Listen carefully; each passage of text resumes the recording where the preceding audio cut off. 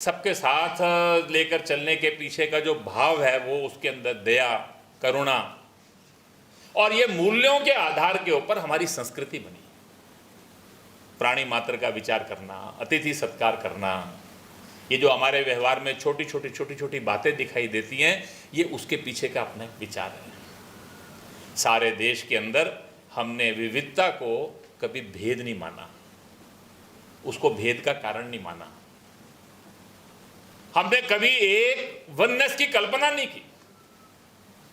हमने सारे देश के अंदर इस संस्कृति के आधार के ऊपर ये विविधता जो है, उस विविधता के पीछे के एकत्व को देखा। इसलिए भारत कैसा बन गया। हमारे यहाँ भाषाएं अनेक थी, भाव एक है। हर भाषा के अंदर एक ही भाव के आपको गीत मिलेंगे, आख्यान मिलेंगे, सब प्रकार के मिलेंगे।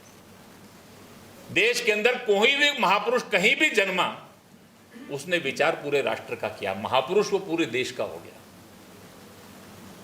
वो संत नामदेव महाराष्ट्र से पंजाब में आए तो पंजाब के हो गए। शंकराचार्य पूरे देश के बन गए। मध्वाचार्य पूरे देश के हो गए।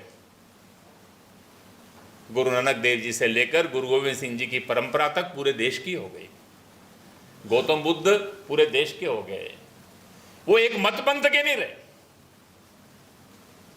हमारे यहाँ मत पंथ अनेक हो सकते हैं, लेकिन सब मत पंथों के अंदर उसके पीछे का जो मूल्य है वो सबका समान था। शील, करुणा, वो जो मूल बातें थी वो सब एक रही। ये जो भारत के जीवन की जो विशेषता है, इसको हमने इस देश के राष्ट्र जीवन का आधार माना है।